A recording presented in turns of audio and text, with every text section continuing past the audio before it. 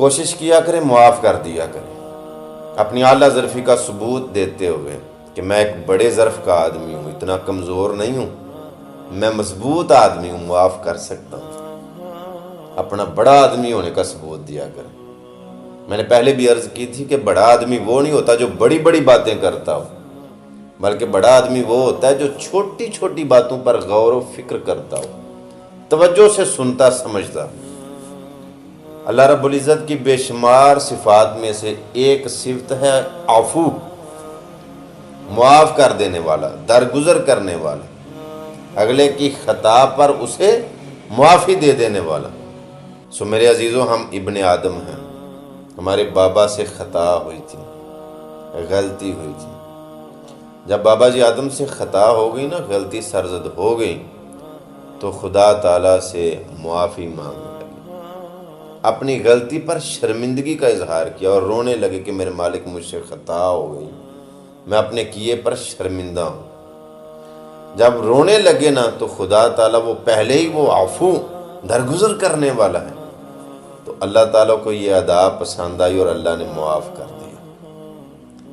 ہمیں یہ زیب دیتا ہے کہ ہم اگر غلطی کر بیٹھیں، اگر ہم سے کوئی گناہ سرزد ہو جائے، اگر ہم سے کوئی خطا ہو جائے، تو ہمیں اپنے بابا جی آدم سے یہ بات ملی ہے کہ معافی مانگ لو، اپنی غلطی پر شرمندگی کا اظہار کرو، رو پڑو کہ مجھ سے غلطی ہوئی ہے۔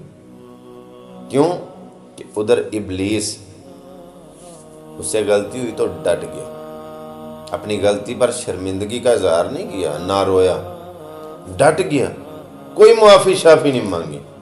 خدا تعالیٰ نے قیامت کی دیواروں تک لعنتی بنا دیا۔ وہ میرے بھائی، ادھر معافی مانگی بابا جی آدم نے، فرمایا اشرف المخلوق ہے، تمام مخلوقوں میں سے تو اشرف ہے، اعلیٰ۔ علامہ محمد اقبال سیالکوٹی رحمۃ اللہ علیہ کا شعر اچانک یاد آیا، فرماتے ہیں فرشتوں سے بہتر ہے انسان بننا، مگر اس میں لگتی ہے کچھ محنت زیادہ۔ سو میں بلا جھجک یہ کہہ سکتا ہوں کہ اگر انسان سے غلطی ہو جائے، خطا ہو جائے، تو اپنی غلطی پر شرمندہ ہونا یہ ابن آدم کی نشانی ہے۔ اور جو بندہ غلطی کر کے، گناہ کر کے، خطا کر کے اس پہ ڈٹ جائے، شرمندگی کا بھی اظہار نہ کرے، اور بلکہ سینہ چوڑا کرے کہ مجھے کوئی پرواہ نہیں ہے، تو پھر وہ سوچ لے کہ وہ کس کھاتے میں جاتا ہے۔ گناہ کے بعد، غلطی کے بعد اگر تمہارا ضمیر تجھے ملامت کرے نا، تمہارا ضمیر تجھے جھنجھوڑے کہ تجھ سے یہ غلطی ہوئی ہے، تو خوش ہو جاؤ، تمہارا ضمیر ابھی زندہ ہے۔ لیکن اگر تم غلطی کرتے ہو، کوئی گناہ کرتے ہو، کسی کے ساتھ کوئی زیادتی کرتے ہو، تو تجھے فرق کوئی نہیں پڑتا، تو اپنے ایمان کی فکر کرو، تمہارا ضمیر مردہ ہو چکا ہے۔ بعض دفعہ ایسا ہوتا ہے بندے سے کوئی غلطی ہو جائے نا، مثال کے طور پر اگر کسی کے ساتھ بندے سے زیادتی ہو جائے، تو بندے کو احساس ہوتا ہے کہ یار مجھ سے فلاں کے ساتھ زیادتی ہو گئی ہے، تو بندہ سوچتا ہے کہ یار مجھے اس کے پاس جا کے معافی مانگ لینی چاہیے۔ اور کئی دفعہ بندہ معافی مانگنے بھی جاتا ہے اور اگلا اتنا سخت ہو جاتا ہے کہ جا میں تینوں معاف نہیں کرتا۔